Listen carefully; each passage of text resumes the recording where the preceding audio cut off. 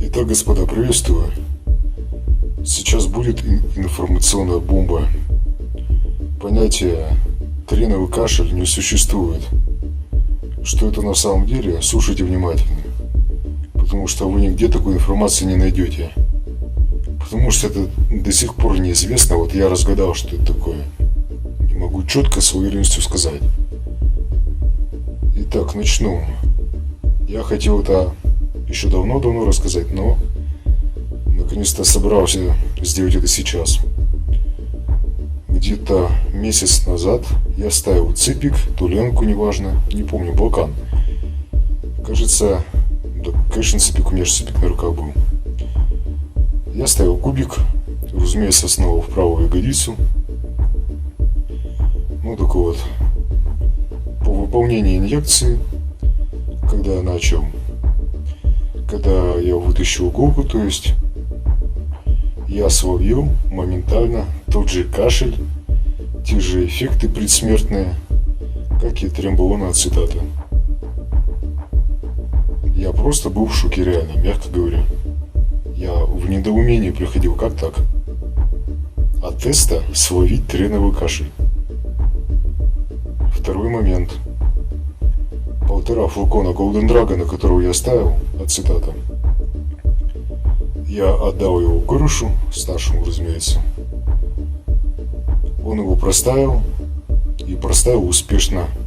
У него ни разу не было трен-кашля. Каждая инъекция проходила идеально. Он по дозировке доходил до 1 кубика, где-то 1-1,5 кубик. Вот он, второй момент. И как это объяснить? Необъяснимо, но факт, да?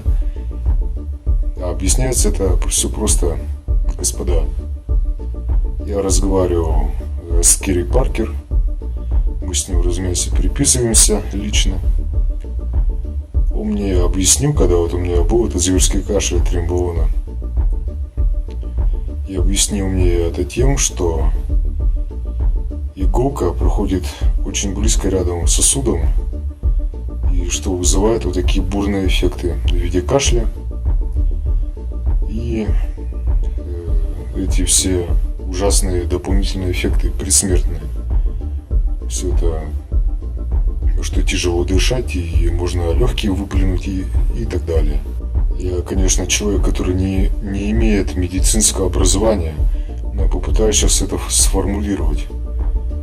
Короче говоря, в чем фишка? Если очень часто колите в одну и ту же мышечную группу, вследствие этого возникает вот такая возможность попасть именно рядом. Ну, как он говорил, попасть рядом с сосудом, поблизости. То есть эта мышечная группа, она до того уже исколотая, что вот есть вот такая вероятность попадания очень большая. А за 2 года, вот прикиньте, как у меня уже исколоты ягодицы. Ну, так вот, все логически объясняется, то есть я хочу сказать. Так что как этого избежать? Разумеется, просто ставить в другие мышечные группы. Или просто дать отдохнуть той группе, которую вы предпочитаете постоянно для укола. Вот и все. Я сейчас, как известно, ставлюсь уже мало и довольно-таки намного реже, чем раньше. Но неделька где-то так. И, я скажу, что сейчас уже все нормально. И да, вероятность многократно возрастает. Тем более, если вы очень часто еще ставитесь в одну и ту же мышечную группу. Как у меня было с ацетатом. Я его убил через день. Через 2 дня. И так что у меня каждая инъекция, можно сказать, уже сопровождалась кашлем, и в итоге я уже не смог это выдерживать и прекратил тренацетат. Но на самом деле вот проблема была в чем?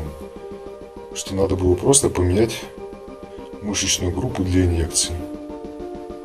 Вот такие дела, господа. Так что никакого тренболонового кашля не существует.